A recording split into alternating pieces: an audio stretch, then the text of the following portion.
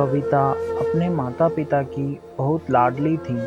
3 बड़े भाइयों की बहन थी। कोई भी चीज़ माँगने पर उसी वक़्त सामने हाज़िर हो जाती। पूरे घर में रौब था उसका। पूरे परिवार और नौकरों पर राजकुमारी की तरह हुक्म चलाती थी कविता।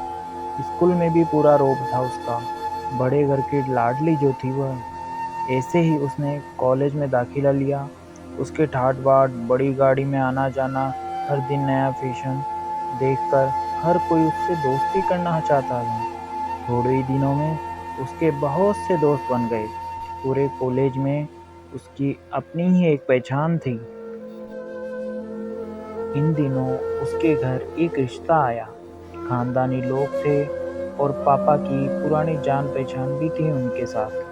कविता के साथ कोई ज़बरदस्ती नहीं थी, पर कविता ने फिर भी हाँ कर दी, क्योंकि वह अपने परिवार से बहुत प्यार करती थीं।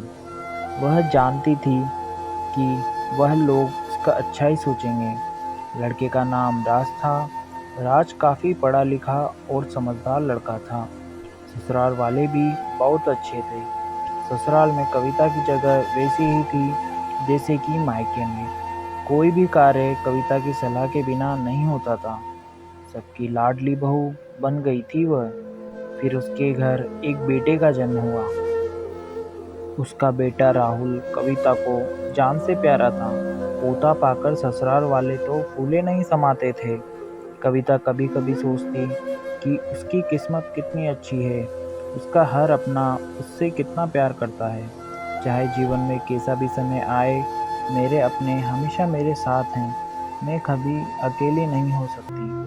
कितनी खुशकिस्मत हूँ मैं। पर शायद कविता की खुशियों को उसकी अपनी ही नज़र लग गई थी। एक दिन वह मायके जाने की जिद कर बैठी। राज को बहुत काम था, लेकिन वह फिर भी उसे ले गया। रास्ते में उनकी गाड़ी अन्य गाड़ी से टकरा गई। कविता, राज और राहुल बहुत बुरी तरह से जख्मी हो गए। काफ़ी दिनों के इलाज के बाद राज और राहुल तो ठीक हो गए, लेकिन कविता पूरी तरह ठीक ना हो सकी। सर पर चोट लगने के कारण वह अपनी आँखों की रोशनी खो बैठी। अब कविता की किस्मत जैसे उल्टे पाँव चलने लगी। मायके वाले कुछ दिनों तक उससे मिलने आते रहे, फिर कभी-कभार फ़ोन ही करके पूछ लेते कि अब कैसी हो।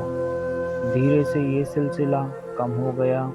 ससुराल वालों की सहानुभूति भी कम होने लगी। घर में किसी को पास बैठने के लिए कहती तो जवाब मिलता, बहुत काम है, अब तुम भी हाथ नहीं बटा सकती। राज भी चिड़चिड़ा हो गया था। बस राहुल ही था उसके साथ, जिसके साथ हँसते-खेलते उसका वक़्त गुज़रता था। एक दिन कविता के हाथ से कुछ सामान गिर गया, जिसकी वजह से राहुल को हल्की-सी चोट लगी। कविता के सास-ससुर ने राहुल को उससे अलग कर दिया कि कहीं उसके ना देखने की वजह से बच्चे को कोई नुकसान ना हो जाए। कविता अंदर से टूट चुकी थी। एक दिन उसने सबके सामने मायके जाने की इच्छा रखी, तो राज उसे तुरंत मायके छोड़ आया, जैसे कि वह भी यही चाहता था। लेकिन राहुल को उसके साथ नहीं भेजा गया। कविता कभी राहुल से दूर नहीं रहती, पर अपनी कमी के कारण उसने ज़्यादा बहस नहीं की। कविता को लगा कि वह 3-4 दिन वहाँ रहेगी, तो थोड़ा हवा पानी बदल जाएगा, क्योंकि वह कितने दिनों से कहीं भी बाहर नहीं गई थी। घर वाले भी इतने दिनों बाद उसे देखकर कितने खुश होंगे। कविता के घर पहुंचने पर सब लोग बहुत खुश हुए। खाने में सब कुछ कविता की पसंद का था। उसने अपने मम्मी-पापा और भाई-भाभियों से दिल खोलकर बातें की। उनके छोटे-छोटे बच्चे भी बुआ के साथ घुल-मिल गए थे। रात को सोने के वक़्त जब वह कपड़े बदलने लगी, तो उसे पता चला कि उसका बैग तो बहुत भरा हुआ है। वह सब समझ गई। वह बहुत उदास हो गई। कुछ दिनों तक तो सब ठीक रहा, फिर जैसे सब बदलने लगा, सबका व्यवहार बदल रहा था। वह लोग जैसे थक चुके थे उससे। सब लोग घुमा फिरा कर पूछने लगे कि राज कब आ रहा है उसे ले जाने। वह बहाना बना देती, जबकि वह जानती थी कि उस घर में उसके लिए कोई जगह नहीं। कविता से चलते वक्त कुछ ना कुछ नुकसान हो जाता। थोड़ी बहुत टोका टाकी उसे सुनाई देती, वह टाल देती। एक दिन उसके हाथ से लगकर एक कीमती फूलदान टूट गया। छोटी भाभी ने बहुत हंगामा मचाया। कविता के माता पिता रोज रोज के झमेले से तंग आ गए थे। उन्होंने राज को खुद से फोन कर दिया। राज कविता को अपने घर ले गया। कविता को अपने परिवार वालों से ये उम्मीद ना थी। जिस कविता के कहे बिना घर में एक पत्ता भी नहीं हिलता था, उस घर के लिए वह अब बोझ बन चुकी थी। राज के साथ ससुराल आते वक्त वह बहुत खुश थी, क्योंकि वह अपने घर जा रही थी, अपने जिगर के टुकड़े राहुल के पास।